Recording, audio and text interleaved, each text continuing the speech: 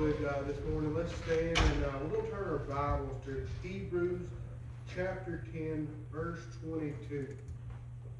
The Bible says, "Let us draw near with a true heart and full assurance of faith, having our hearts sprinkled from an evil conscience and our bodies washed with pure water."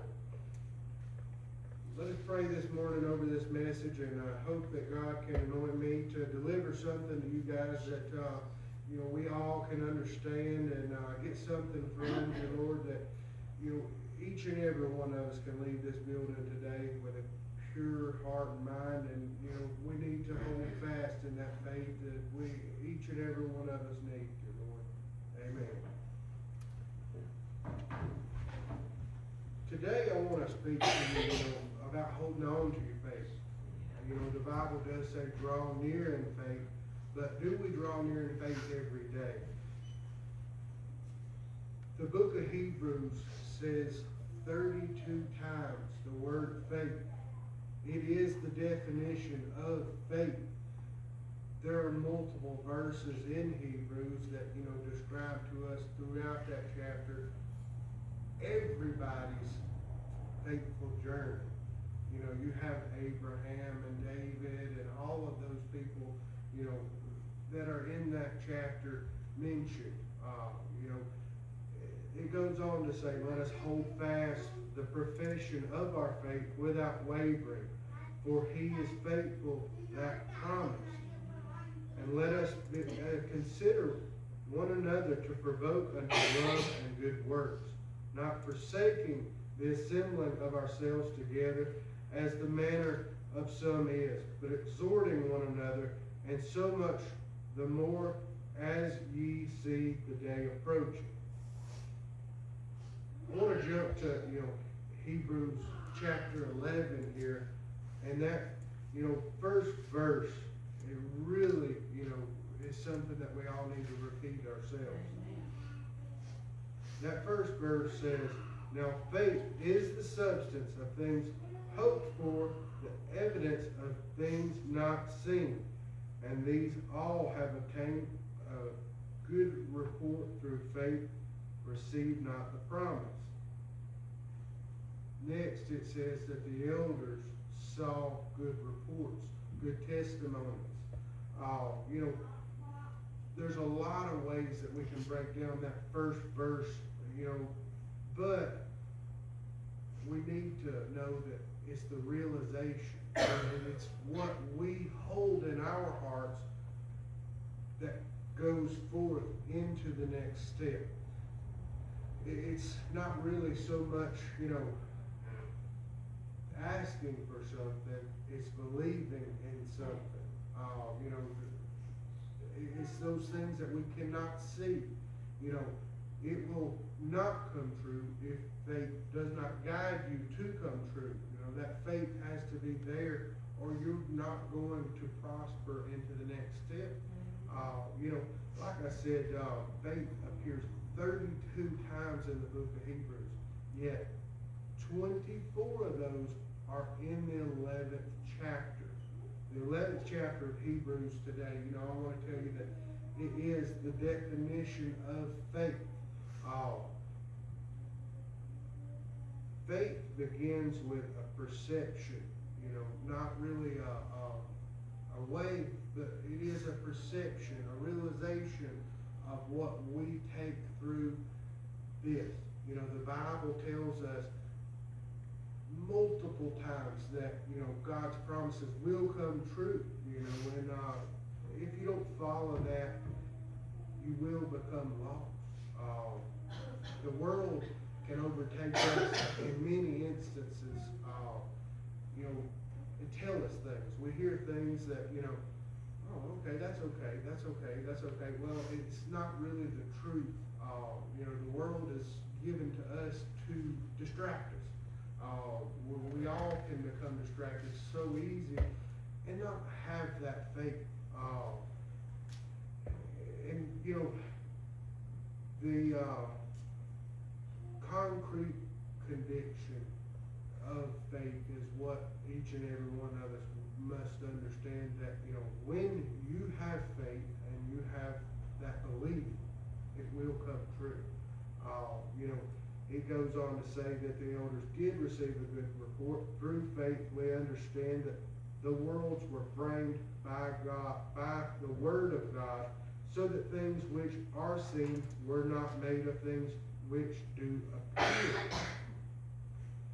The elders who are mentioned in this chapter, 27 of those are listed. Those were all people in the Bible, throughout the Bible, that they held their faith through their whole entire journey. You take, the ark. No one said that it was going to rain so much that, we're going to float away. But faith kept us building that ark, believing in that ark. And then when it comes real, that faith is what promises. God's promise is what we, are looking for. Through faith, we understand that the worlds, heaven and earth, were made and founded by God. By faith, Abel offered unto God a more excellent sacrifice than Cain, by which he obtained witness that he was righteous, God testifying of his gifts, and by it being dead yet spoke it. By faith, Enoch was translated that he should not see death, and was not found, because God had translated him. For before his translation he had this testimony, that he pleased God. But without faith it is impossible to please him. For that he cometh to God must believe that he is, and that he is a rewarder of them that diligently seek him. That's a really important verse right there on number 6. Without faith it is impossible to please God. For that he cometh to God must believe that he is, and that he is a rewarder of those that diligently seek him. And by faith Noah, being warned of God, things not seen as yet, moved with fear, prepared an ark to the saving of his house, by the which he condemned the world, and became heir of righteousness, which is by faith. By faith Abraham, when he was called to go out to a place which he should after receive for an inheritance, obeyed, and he went out, not knowing whither he went. By faith he sojourned in the land of promise, as in strange country, dwelling in tabernacles with Isaac and Jacob, their heirs, with them of the same promises. For he looked for a city which hath foundation, whose builder and maker is God. Through faith also Sarah received strength to conceive seed. Sarah was far beyond, a bearing age, but she knew that if she believed, held that faith, she could conceive that child. Therefore sprang there even of one, and him as good as dead, so many as the stars of the skies, and multitude as the sand which is by the seashore, innumerable. That verse 6, really, it's impossible to please God without faith. We must wake up every day and give that faith that the day that we're in is not only going to be okay, but it's going to prosper us to whatever we were led to do that day. Matthew chapter 6, verse 33 says, "But seek ye first the kingdom of God and his righteousness, and all of these things shall be added unto you." That's only one verse here, that it goes back to tell you, seek first God. We must do that, because that is the truth, the way, the life. Isaiah chapter 55, verse 6 says, "Seek ye the Lord while he may be found. Call ye upon him while he is near." We call, and he is near. He's always near to us. But if we don't call, he's not there. He's not going to help walk us through that trial that we're facing today. And even in Jeremiah chapter 29 verse 13, and ye shall seek me and find me when ye shall search for me with all of your heart. Your heart has to be true for his promises to fulfill. By faith, Abraham, when he was tried, offered up Isaac, and he that received the promises offered up his only begotten son. Had he not went forward with offering his only son, he would not later get that blessing, get that truth that he was offered by the Lord. Isaac, Jacob, Esau, all of these people were delivered through faith. These are the reports that we see in that verse, number 2. Every one of these people mentioned ended with a good report because of faith. Moses and, all of these Bible characters that were throughout our whole entire, predecessors is what we'll call them. These predecessors in the Bible, their story's already been, gone through, written.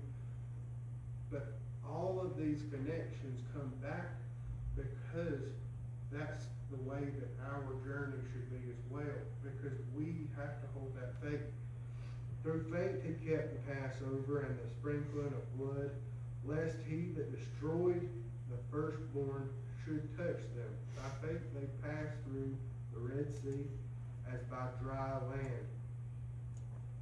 They walked through that Red Sea by dry land, but those who followed them were not to go through dry land. They were washed away because that was their travel.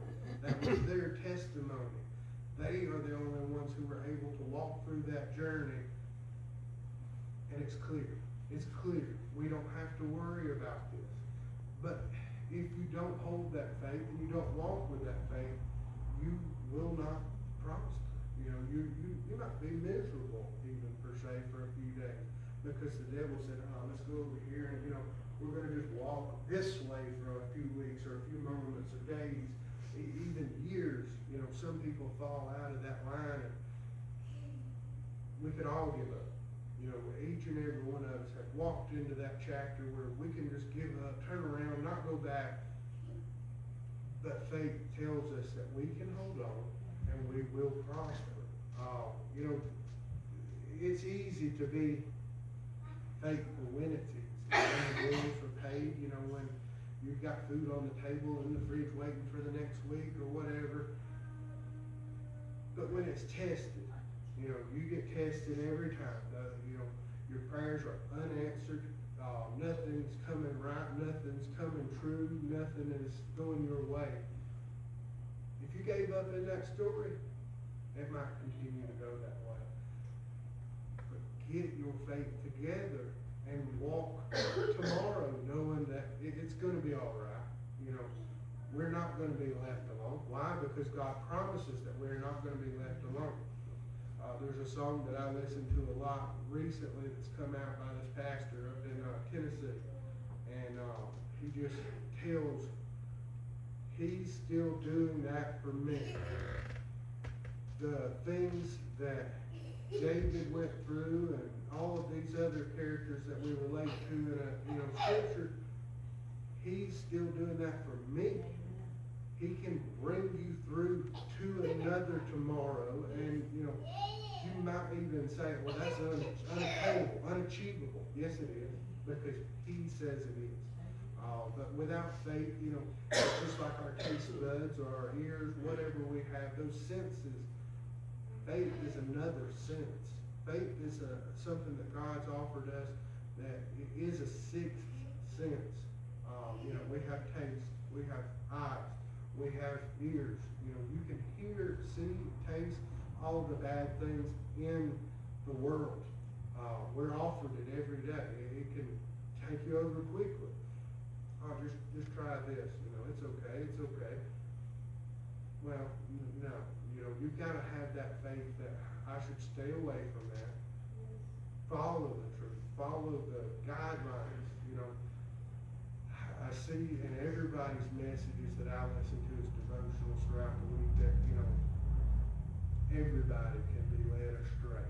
And I mean, even I can wake up one morning and say, I'm not feeling it. I'm not feeling today. I had a bad one on Friday, but that's what changed my message today, is because without faith, I would have given up at 8 o'clock that morning. But I knew I had to keep going for a reason. No Friday didn't get any easier, but woke up with a Saturday of great blessings. Everything's normal. No, everything's not perfect, but we were given another opportunity to start fresh. Each day is a fresh start. But as many people reach a moment where they ask themselves, is my faith strong enough? I want you all to understand something. Faith is not about never struggling. Faith is about holding on when you are struggling. Ask God to energize that faith you have within you. Ask Him. Just say, God, I want you to energize my faith in my chapter today. Write a new chapter so that tomorrow I'm able to get through so much easier. Say a prayer, listen to a story, whatever you have to do to start your day. But the morning is most important. That's the most important part of the day, because it doesn't matter if it's 5 o'clock or 7 o'clock or whatever time you wake up. Those the tones hit us and soothe us. It's not about waking up and, just going. We shouldn't go. We should find that soothing start to our day. Find you. I listen to Pastor Eddie B. Woodard, and that's my soothing moment during the week that wakes me up. And some weeks he's, touching somebody else. But I know people that's going through those things. And then you hit that week where, oh man, that is me to a T. I just had that yesterday. I needed to hear that, Pastor. I get on there and even encourage him, but he writes songs that, it helps me relate. He's got that Alan Jackson vibe. That's why I asked him to play that this morning. It is a soothing, just relatable tune. And that's what we all need to, maintain that faith through the week, through the day, mornings, nights, all of it. We never know what the next battle we're going to reach is. In Hebrews, that first verse, now faith is the substance of things hoped for, the evidence of things not seen. It means believing before you're able to even see it. Believing that it's going to happen. You're talking it into existence. Well, if you talk bad things into existence, bad things can come into existence too. But if we can see good things coming into our life, good things can be guided by faith.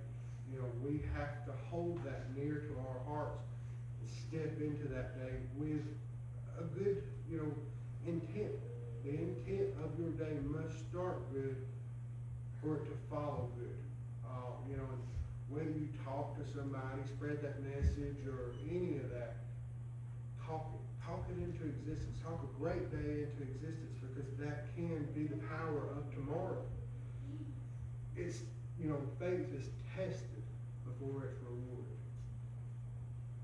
You're going to have that trial before that reward is seen. If we don't have the trial, if everything was easy, we'd all have it. But the trial is the testimony. The trial is why we seek that reward, because we've been through so much, that's torn us, tattered us. When that reward finally hits us that day, wow, this is what I've been waiting on for a long time. Could have been 10 years. It could be 15 to 20 years before you actually see your reward for those good deeds that you've done. You know, there'll be people taking advantage of you and, you know, just trying to seek bad on each and every one of us. I know we've all dealt with it in our lives, but there's a promise. But that promise from God says that we shall have all of his riches and glory. Not just some of them, all. God never promises that faith will be easy. Scripture tells us that it will be tested. Abraham waiting for a son, Moses leading people through the wilderness, David waiting years before coming to king. They all had promises from God that they would one day have that. Why? Because faith grows between the promise and the fulfillment. Every one of these got laughed at, made fun of. You know, David, you're just a boy. You're just a boy. He knew that he had a purpose. He followed and fulfilled that purpose through his life. Each and every action that he took was a testimony for why he would become that king. Because he sat beside those kings that were not right, were not righteous, were not doing the things of the Lord. But David did. David knew that if he stepped and followed each and every day, no matter what time frame you look into his life, there was battles. We have battles. We're going to have battles. Tomorrow might be hard. Somebody might pass away. Somebody might have an accident, you know, and become a veg, you know. But we got to walk with them just as you walk with yourself in the morning. I say morning because wake up in that bright early day. Put something in your heart. Put something in your mind. Positive. I don't care, you know, what you do. I do want you all to listen to something in your own fashion, because it doesn't have to be what I listen to. Something you connect to each and every day, and watch the difference that it makes in your week. It's not going to be a small difference. It's going to be a large and happy difference, because you're going to notice, oh man, I brought that into the day. I brought that into existence. Not every week is going to be good, but continue to listen to it every week, and it will help you through each and every one of those battles. You know, whether you're sick, you know, everybody's sick right now. The weather, and it's not fun. It's not a fun season, because we're all going to see, you know, such and such is sick, and, you know, well, some people not able to make it that way. But trust me when I say, just put it in your heart. Listening to it while you're going to work, while you're going to that next appointment, whatever it may be. God is going to test that faith before he trusts you with the blessing that he's going to bestow you. You know, you're not going to just get a blessing because you didn't do anything. You may have, you know, saw that person that needed that $5 you had in your pocket.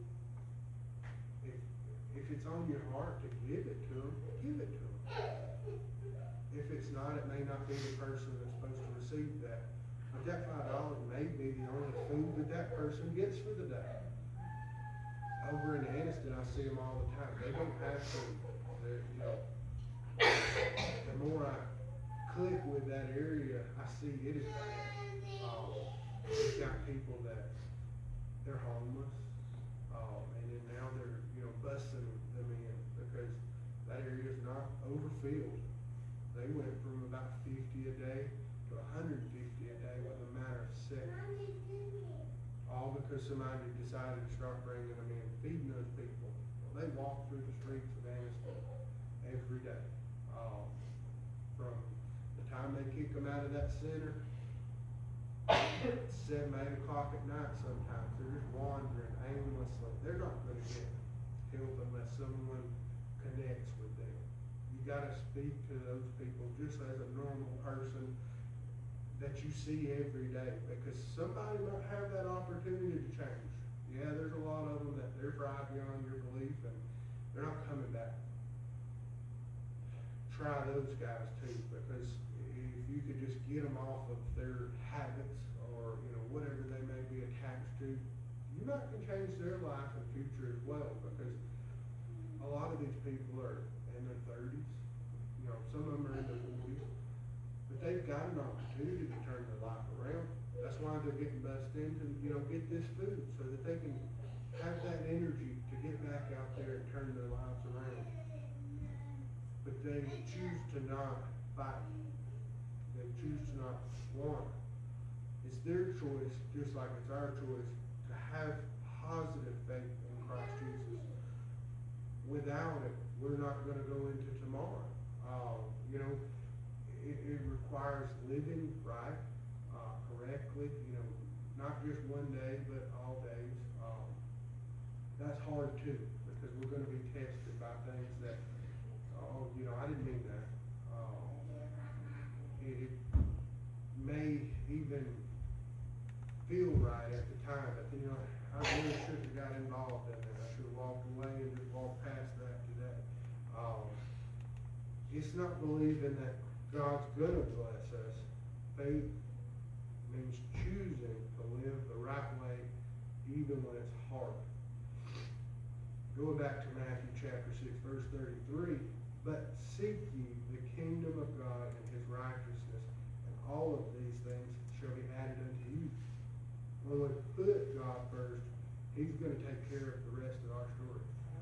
That doesn't mean riches are only in money. It could be peace, provision, wisdom, protection, purpose. All of those little blessings are big blessings, because you may be protected from something that was going to attack you that day. Something that would bring evil over your shiny cloud. You don't want your cloud to die out. To tell everybody, when you get a blessing. Tell the people that, are around you, hey, we got something great happening today, and I just want to tell you about it. Because those small protections are sacred to us. Or it could be a piece of wisdom that says, next time I don't even want to listen to those people. We build over a lifetime, and it's not said that we have a year to read the Bible or anything like that. I wanted to read in 90 days.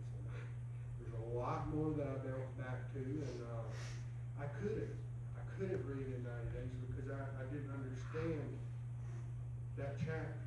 Well, I wanted to learn about it before I go to the next thing. I've even had, Brother Ronnie, give me breakdowns of things that I didn't understand. And there was one, the Leviathan. It was a spiritual demon, and I had talked myself into this Leviathan is a big dragon. Why is there a dragon? Because that's the way the Bible portrays it. There was a dragon that was uncontrollable. That dragon was the spiritual being of man, because we are uncontrollable. We don't have a filter. We don't have a purpose until we decide to gain that purpose every day. But we told you that the Leviathan was not this dragon that's out in the sea and frozen until he comes back. It's a spiritual demon that will live until he comes back. And it's going to be here because the world exists. The world is what that spiritual demon is. The things of the world is what the Leviathan refers to. But I had to, get that through my head before I could go forward. I was stuck on it. Trying to look at things and the books that are even taken out of the Bible and references and all of that stuff. I said, man, this thing just keeps getting brought up. What is it? What is it? Why was there a dragon?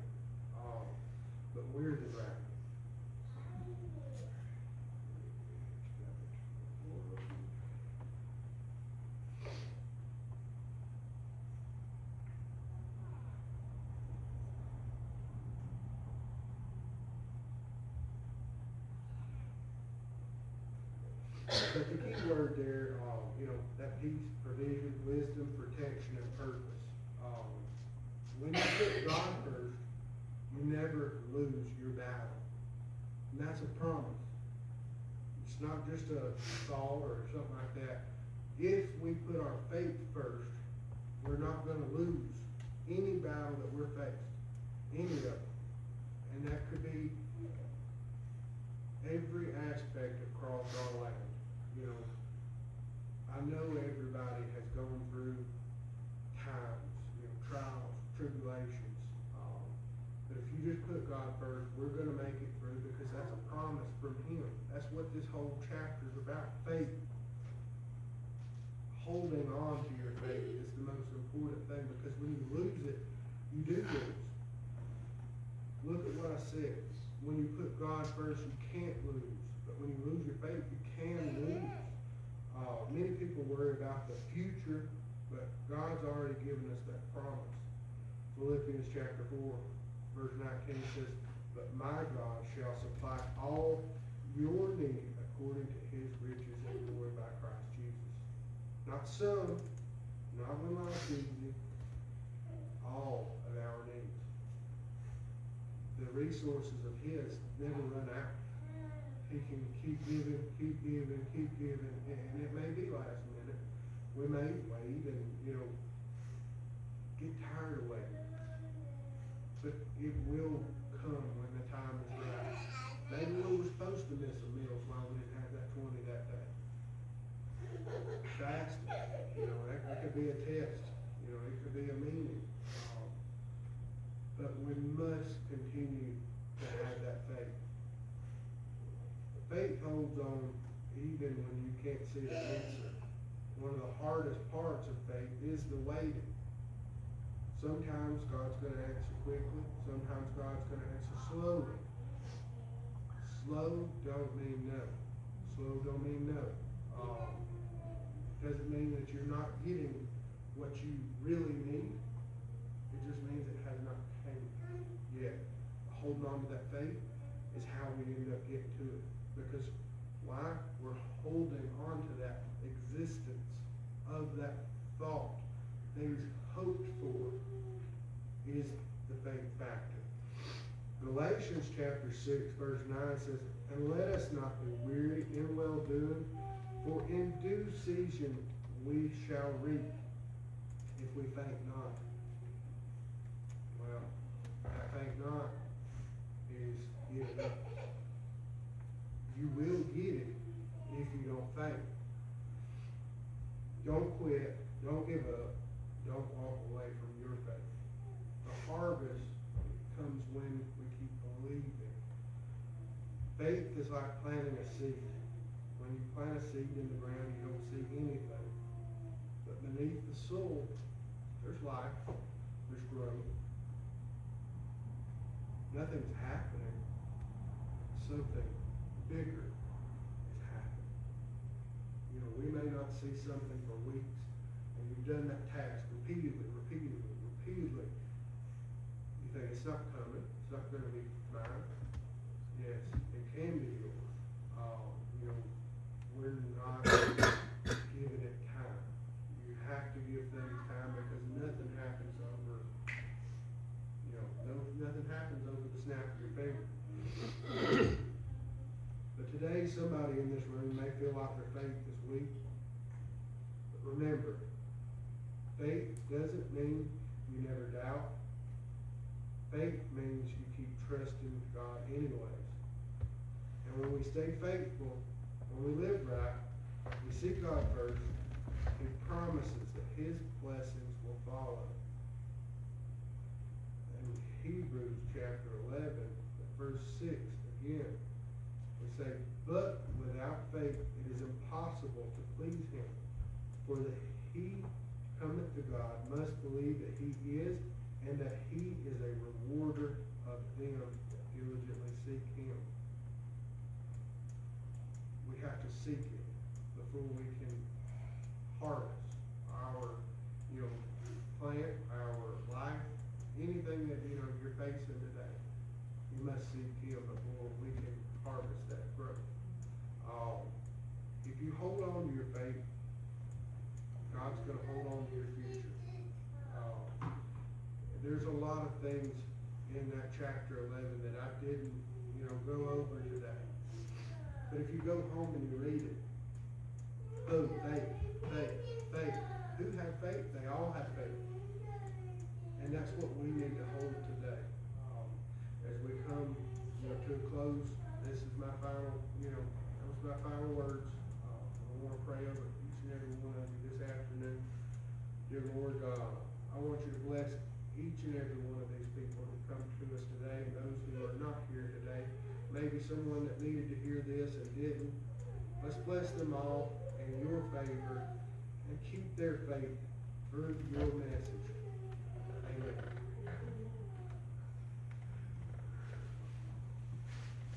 Well, I hope that somebody gets something out of that. I do. I want you all to go